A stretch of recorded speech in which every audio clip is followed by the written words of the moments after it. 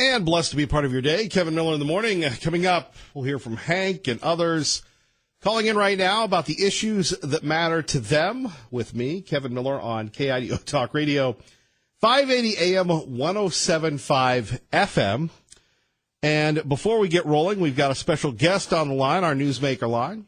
John Zermick joining us to talk a little bit about Samantha Bee and the non-apology apology last night. And if you missed it, let's get a little background from some of our Fox News anchors. Of course, when you think of KIDO Talk Radio, when you hear Fox News Radio on the radio, there's only one station, actually two, 580 AM and 107.5 FM, carrying Fox News. Samantha Bee returned to her TBS show Full Frontal last night, starting with another apology for using a crude word to describe Ivanka Trump, but says she also expressed anger that the controversy distracted from more important issues. I hate that I did something to contribute to the nightmare of 24-hour news cycles that we're all white-knuckling through. I should have known that a potty-mouthed insult would be inherently more interesting to them than juvenile immigration policy. Bee called the president's daughter a vulgar term last week on her show, saying Trump should speak to her father about changing a policy where children of people entering the country illegally are being detained. In New York City, Tanya J. Powers, Fox News. And joining us now, John Zermick joining us from thestream.org. John, thank you for joining us. Good morning. Thanks.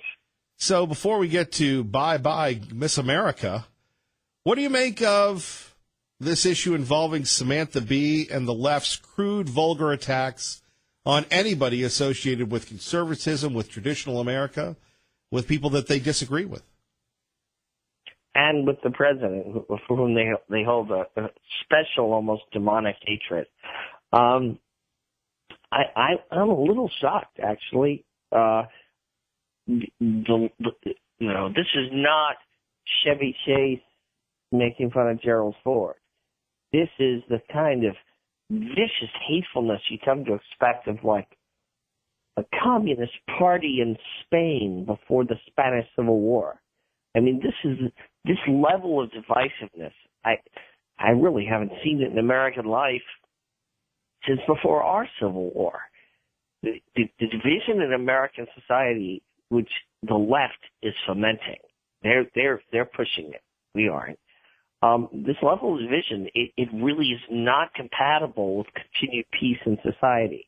I once wrote a column where I said, keep it up. You're acting just like the left before the Spanish Civil War, where they attacked churches, they dug up the bodies of nuns, they try to humiliate people.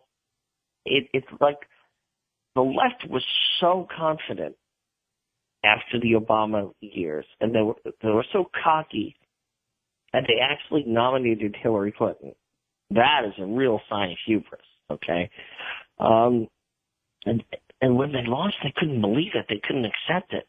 And it's been a 2-year tantrum of the most powerful, prestigious, highly educated people in America flouncing around like a 2-year-old who's pulling off his diaper and throwing his poop across the house. It's stunning. And yet here we have it, and then you have celebrities, movie stars that we pay to see, we pay their salary, saying that Samantha Bee didn't go far enough. And you think to yourself, what's the source of the depravity of the soul there? They want to make it so ugly for anyone associated with the Trump administration that nobody ever tries this again. They assumed that Trump would be a failed president. The fact that he's doing so well, they can't take it. They can't remove him from office, whatever fraud they try to cook up. So they're fantasizing about killing him. I think they're trying to make life miserable for everyone who works in the administration, trying to make it so that you'll never get work again. And I've heard of this before. People who worked for Edwin Neese for his Justice Department under Reagan. It's normal that someone who worked for an attorney general will be able to get a job at in corporations. After Edwin Neese, the left targeted him, tried to drive him out of office. they targeted everyone who worked under him and tried to prevent them from ever getting work again. They're playing hardball. Anyone who works with the Trump administration is going to have a hard time finding work in the private sector. That's the level of viciousness we're dealing with. They want to destroy people's lives. If they can't do that, they want to destroy their livelihoods. John, let's take a look at Miss America. I'm just going to say that, not say anything else here at KIDO Talk Radio, and let you take it from there, the changes going on in Miss America. Yeah, well, it's no longer going to be a beauty contest. It's going to be some kind of competition. I don't know if it's like Survivor or maybe mud wrestling, but and they're going to get rid of the bathing suit part. Now, I don't watch Miss America that much, but I don't care whether they have the bathing suits or not, but it did start out as a bathing suit competition from the boardwalk in Atlantic City back in the 1940s. And, bathing suits are public attire that people wear on the beach. It's not like they're wearing sexy lingerie. They're wearing clothes, that they would wear in public to go swimming. Fine. I don't care one way or the other, but they're getting rid of it. It's important that they get rid of things that celebrate female beauty just the way they need to get rid of things that celebrate masculine courage and self-sacrifice. That's why. So I see the destruction of the Miss America pageant like the destruction of the Boy Scouts of America. You can't have something where young men are mentored by older men and get together and be together because they're boys. We need to destroy that. Let's use transgenderism as a pretext. Remember, before that, they insisted on gay scoutmasters and then gay scouts. I heard the latest jamboree, scoutmasters are being told they must provide condoms. A bunch of 14 and 15-year-old boys are going to be like trooping in the woods, and the organization's supposed to be giving them condoms? What a demonic inversion of the original nature of the Boy Scouts. And yet it's there, it's going on because a certain kind of person can't stand the existence of masculine and feminine because it shows you God's fingerprints in the world. He made the world a certain way. He made people a certain way. We are stuck to a certain degree working within the material he gave us. And we're supposed to be humble about that and just work with what's there and just, live as creatures. We're not creators. We're not gods. But a certain kind of person can't stand that. They can't stand the reality of masculine and feminine, the reality of men and women. So they want to get rid of Miss America, destroy it, turn it into some feminist victim pageant, some Me Too display. And they can't stand the Boy Scouts. They can't stand marriage. They want to throw women into combat to destroy male chivalry, the male desire to protect women and see women as somehow special because they are the bearers of life. It's this demonic impulse. The only way I can describe it, really, it's a demonic impulse that always masquerades under something wholesome. And in this case, it's masquerading under, we can't objectify women by judging them on their appearance. That would be like judging a man on how fast he can run down a football field. We would never do that, would we? Oh, wait, that's the NFL. John, if people want to read your work, what can they do? Check out my new book, The Politically Incorrect Guide to Immigration, and check out our website, stream.org. Stream.org. Final thought, and I'm glad you referenced your book because we had your co-author on last week. What do you make of the brouhaha of, they're separating people from their families? Can you shed some light on that? Yeah. First of all, who knows if it's their family? There are human traffickers smuggling children into the country to often, be sex slaves or work in sweatshops. Somebody shows up with no papers, crossing the border, first thing we need to do is separate them and make sure they're actually genetically related. So it's our job to separate them, at least at first. And secondly, if you don't want to become part of the U.S. justice system, don't sneak into the United States. Sneak into the United States, and I'm sorry, you're going to have to deal with the way we do things. It's not ideal.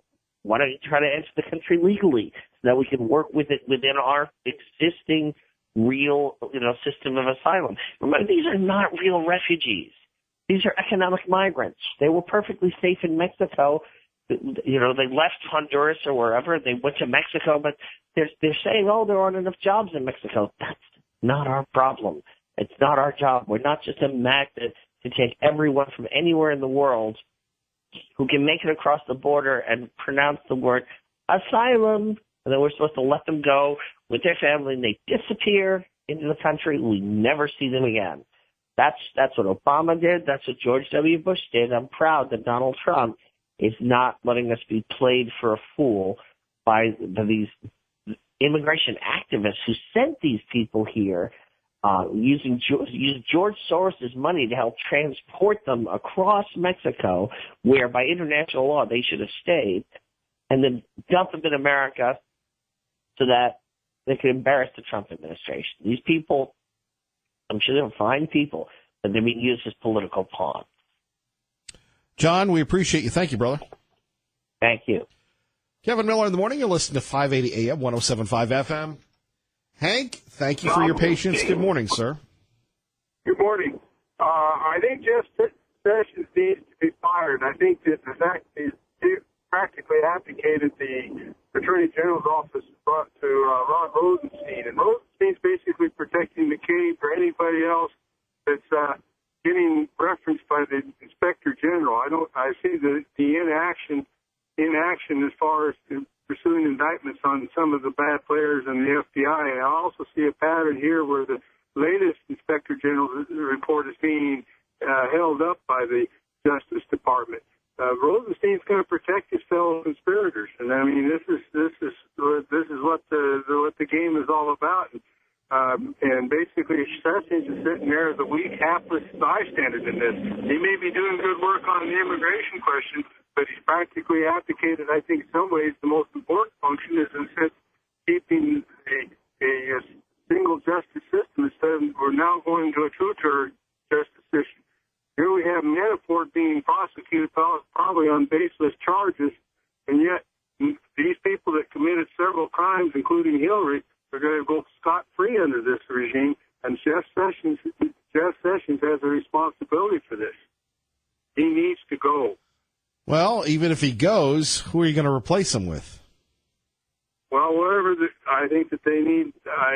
I would look at a lot of other people, maybe Rudy Giuliani or some other person. But they need to start cracking down on Rod Rosenstein. His behavior. He needs, for instance, the Congress to cite him for contempt for withholding information on these FISA applications and the fraud involvement. He was very much involved in fraud involvement. He himself needs to be charged. It's like putting the criminal in charge of justice.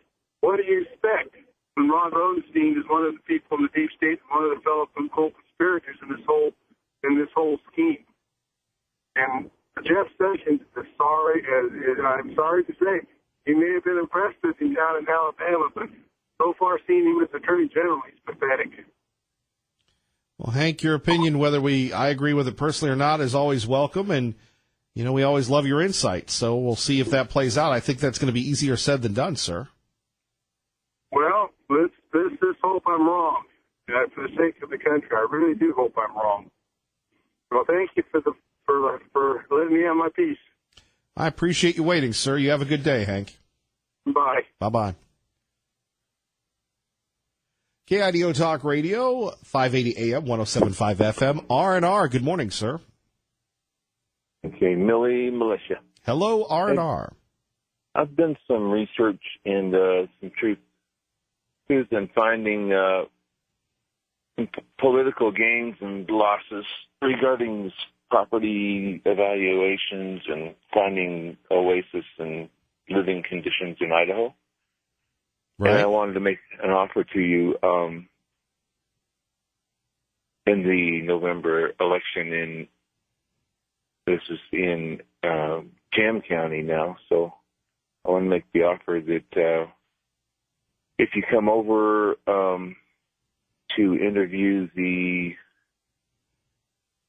fine and one of only one human good man named Jefferson. He's the curator, owner of Huck and Finn's Bistro in Emmett, and he is running for the county commissioner in November. I'd like to endorse him, as I also endorsed Brad Little. You were, you never followed up on that with Brad Little. Your pick won. Well, I just continued to have communion with him in the Episcopal Church, so I try and I just let the truth roll forth. But here's my offer.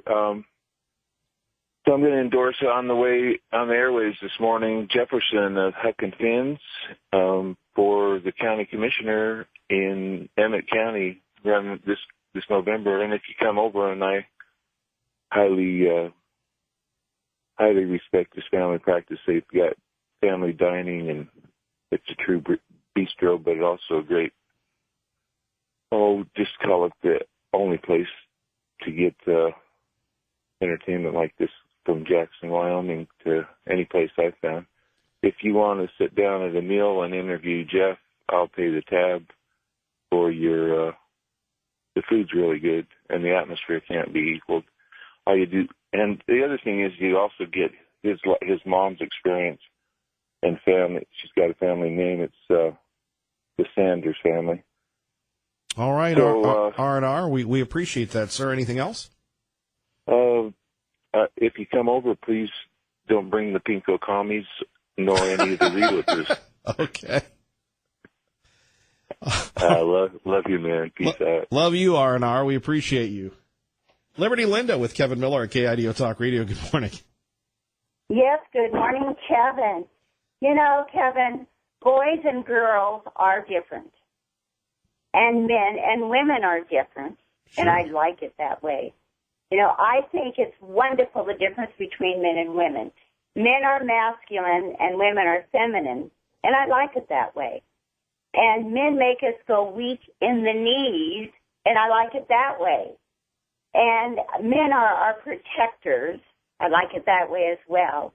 And men and women are different, and I like it that way. I think there should be great respect for both men and women and appreciate the individualism of both, because their individualism makes them work well together. They complement one another. That's what I think, and I just wanted to say that. Well, I'm really not down with the effeminate men, if that means anything. Well, you know, I respect others. They have a right to do and feel what they would like to. But anyway, that's the way I feel. I love the difference between men and women. We need to respect each other. And I just think our differences are absolutely marvelous, and I appreciate them.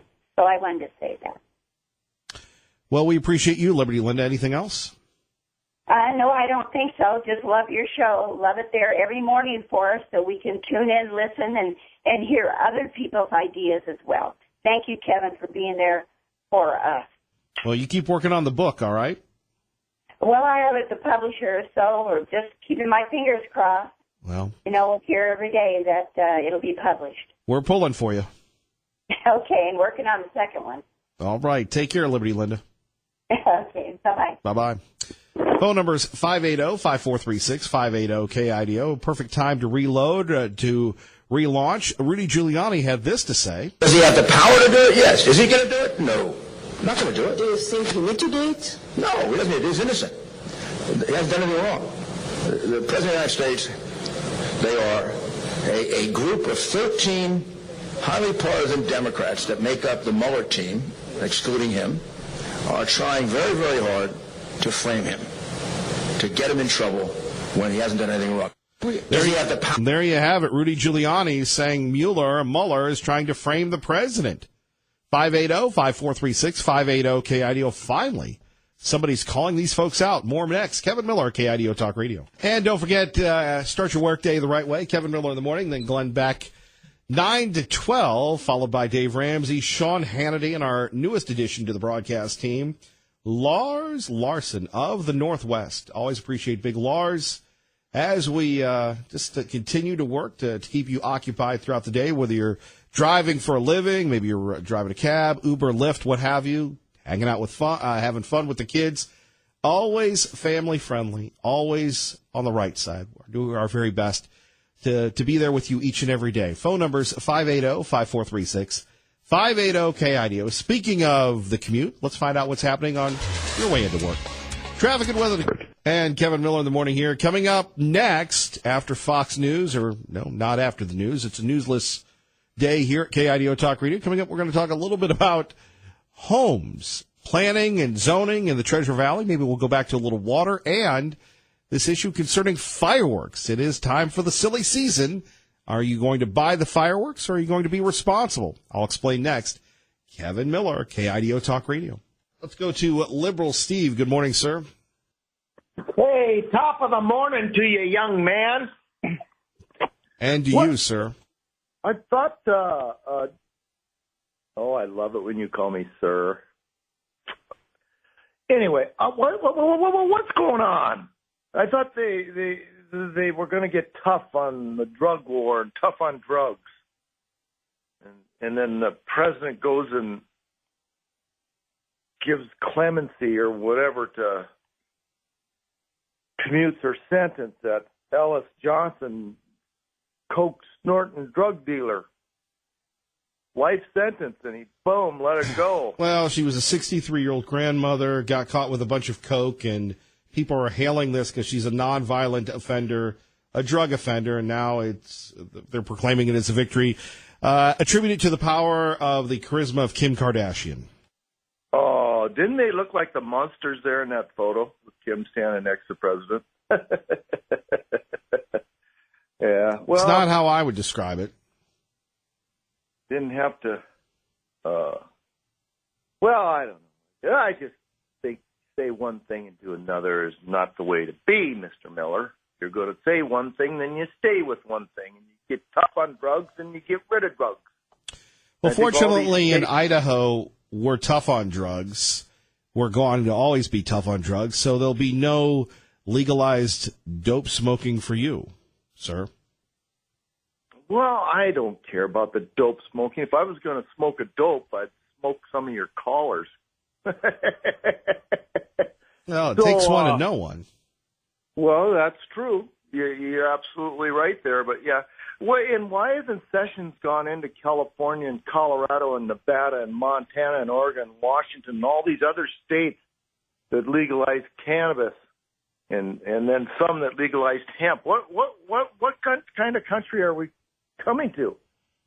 What type of country are we coming to? What do you mean? Well, why don't they shut all that down, that evil going on in all those states, you know? One can only hope. Selling that drug. Hey, one thing I didn't know, and I just realized with this thing going on in North Korea and everything, North Korea, cannabis is legal. Can that explain why? Right. They can't feed their people, but you can smoke a doobie. Is that why Kim is the way he is? Kind of flighty and fluty, and I don't know. But, yeah, I was shocked. Well, that's the word of the day. You don't know. Big communist country like that, having a freedom like that available to them. My God. Anyway, Miller, that's just it. I thought Ellis Johnson should have spent, I don't care if she's 63 or 103, selling that dope to the kids on the street, getting our kids in America. Well, that's a very good topic, though. Is there a difference between a violent and a nonviolent drug offender? Not when they're killing kids on the street, you know, with this meth and cocaine and heroin, and they talk about an opioid epidemic, and then they just go ahead and let her out. No, probably won't even know what she's doing outside the jail bar she's been in so long. Probably Granny will be back at it again.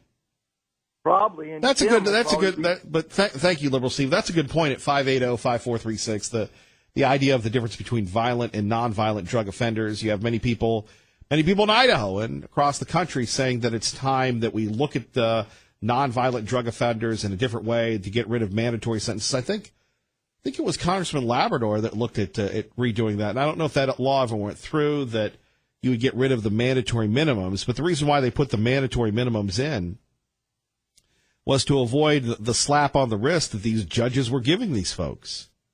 And you have this, young lady who, at 63 was dealing the drugs, and I really don't know why she was doing that. Probably needed the money. And really, is it worth, your freedom? Life is about trade-offs. Is it really worth your freedom to be doing something illegal? I'm feeling no handcuffs, nothing on me. I'm free to hug my family. I'm free to live life. I'm free to start over. Right. Let's hope that she stays away from the drugs.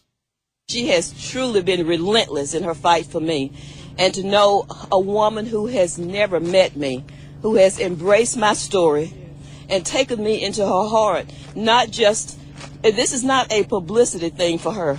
Kim told me when she left that White House meeting that no matter how this turns out, that she will never stop fighting for me until I come home. Right. 580-5436, 580-KIDO. Kevin Miller in the morning here. But it wasn't Kim that commuted the sentence. It was the president. The president of the United States. Right? And it makes you look at nonviolent drug offenders. And is there a difference between a nonviolent and a violent drug offense? The drug world is scary. The drug world destroys more lives than anything else, more than terrorism. You get tough on it. Do you do the mandatory minimums? To me, yes. Now, to send a 63-year-old grandmother for a life sentence for a drug conviction? Now you have more progressives saying, well, look, we have so many people in the prisons, we need to keep the bad people there. Okay, I agree with that. But then what is the consequence? We see this all the time. People coming into the Treasure Valley thinking we're soft because we happen to be nice. And what do? They bring their dope, they bring their coke, they bring their crack, they bring their heroin, they bring everything else in. And what are we left to do? You got to have consequences. So if you'd like to comment on that, I don't know if I would be really down with getting rid of mandatory minimums at 580-5436, 580-KIDO. But again, the prison system here in the state of Idaho doesn't have the best reputation, but really what prison system does. That's one topic, thanks to Liberal Steve. Here's the other. Rudy Giuliani talking about Robert Mueller and his plan to, quote-unquote, frame the president. Does he have the power to do it? Yes. Is he going to do it? No. Not going to do it. Do you think he need to do it? No, he doesn't. He's innocent. He hasn't done anything wrong. The President of the United States, they are a group of 13 highly partisan Democrats that make up the Mueller team, excluding him, are trying very, very hard to frame him, to get him in trouble when he hasn't done anything wrong. Right, to get him in trouble. And here you have Rudy Giuliani taking it to the Mueller team and saying, President hasn't done anything wrong. Because where is the collusion? Where is the evidence? Right? Have you seen the evidence of this? I haven't seen the evidence of it. I haven't seen the evidence of it at all.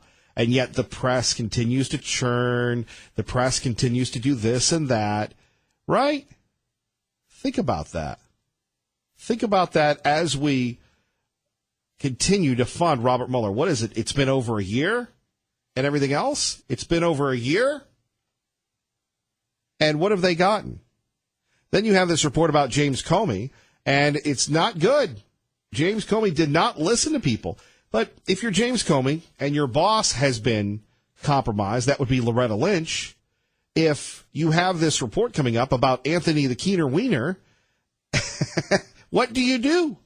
Do you sit back and go, well, I'm just going to ignore it? I mean, this is big news that people are, sitting back and saying to themselves, this should be the top headline of the day when you're thinking about James Comey and the Inspector General report from the Department of Justice.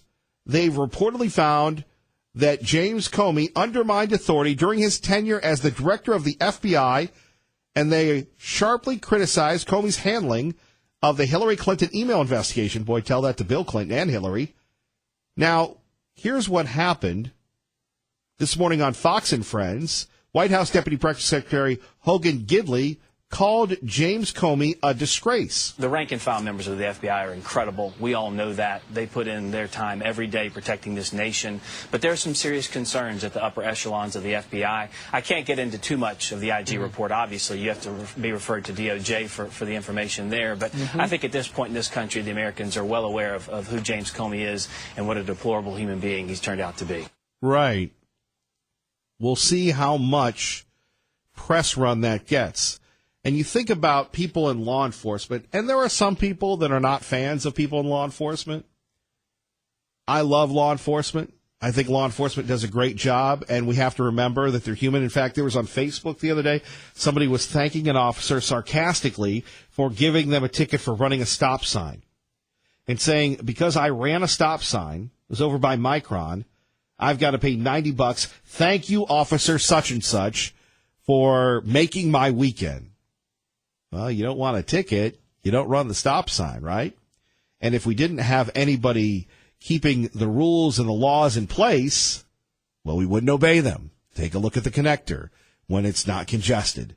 Take a look at when the speed limit's 80. I'm talking 80 miles an hour, and people are blowing by you when you're going the speed limit. It's crazy. But that's why you have laws and consequences. And if we don't enforce the laws, then we have no fear of consequences, which is what we have with the Department of Justice. Think about this. And Sean, I love listening to Sean every afternoon before Lars, beginning at 3.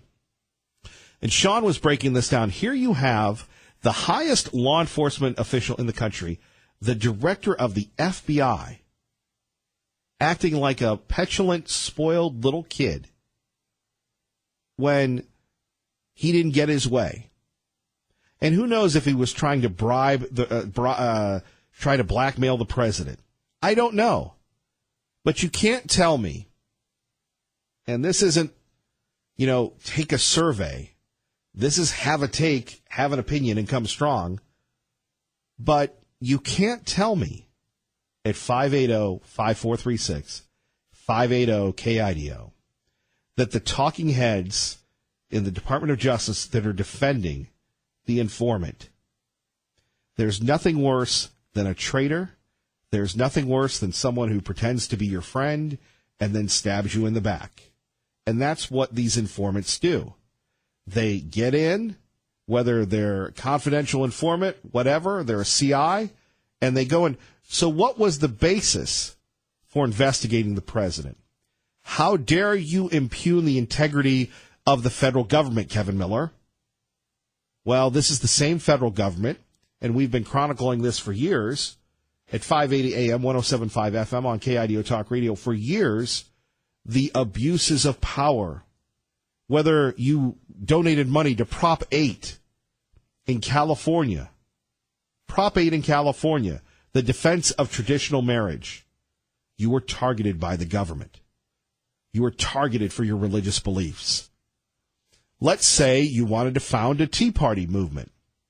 You were audited by the IRS. Your nonprofit status was delayed and reviewed, and they hoped that you would go away and go have a popsicle under a tree. Let's take a look at the NSA. And this is where I love Mike Baker at Company Man on Twitter, on Fox News, everywhere else, local guy. He's done more than he's forgotten more than I'll ever know. But I disagree with him on the Edward Snowden thing. Edward Snowden exposed the abuse of power, the lack of privacy that has been happening under Obama. James Clapper and other intelligence officials were never prosecuted for lying to the public. And they still are doing it today. Take a look at what happened with the NSA and James Rosen. James Rosen, maybe you've seen him on Fox and News, maybe you've heard him on this program, Occasionally when he's selling a book, he'll come on. And because James Rosen broke a couple stories about North Korea that embarrassed the administration, they went to the FISA court, made up some allegations, and without ever notifying James Rosen, without ever doing anything else, they put him, his parents, anybody associated with him under surveillance. They tapped into his computers. Gosh knows, maybe they went through his home. This is not the United States of America. So whether it's Lois Lerner, Loretta Lynch, Holder, anybody else, it's not far to fathom, to believe, to understand that under Comey and Rosenstein and everybody else, that the FBI was given the order, find something on Trump, whether it was Lisa Page or whoever else, take down Trump. Because so far they have nothing. They haven't had anything. But if you ever deal with court, and gosh, I hope not, there has to be some type of reasonable cause. There has to be some type of suspicion, right? And yet there wasn't in this case. So yes, we need to know the truth and hold those people accountable. Kevin Miller, KIDO Talk Radio. All right, no bumpers today. Kevin Miller in the morning. We continue on taking your calls. Phone numbers 580-5436, 580-KIDO. But you know what I'm saying. We were talking earlier about the plot to steal the presidency. And that's where this comes down in. Hillary Clinton didn't get the job done. Joe Biden didn't get the job done. Everybody else didn't get the job done. So now let's see if we can have Robert Mueller do it. And you heard Hank earlier, if you're tuning in. Hank said Jeff Sessions has to go. Now, where does the buck stop? That's one topic at 580-5436. 580-KIDO. Other issues when we're grateful for life. I don't know if you want to call this fortunately or unfortunately. We do want to warn you. This is what is coming out of Las Vegas. And these are the 911 calls, police who attended the Route 91 Music Festival in 2017, where Stephen Paddock opened fire on more than 20,000 concert goers. Ma'am, we're on our way. Just stay with me. You're doing a good job, okay? Okay. So, ma'am. Oh, my God.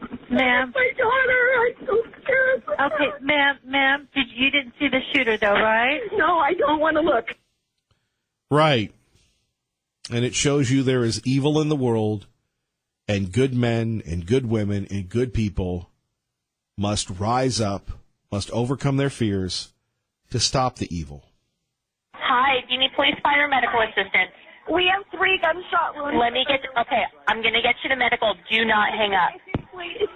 Do not hang up. And there we have it. Do not hang up.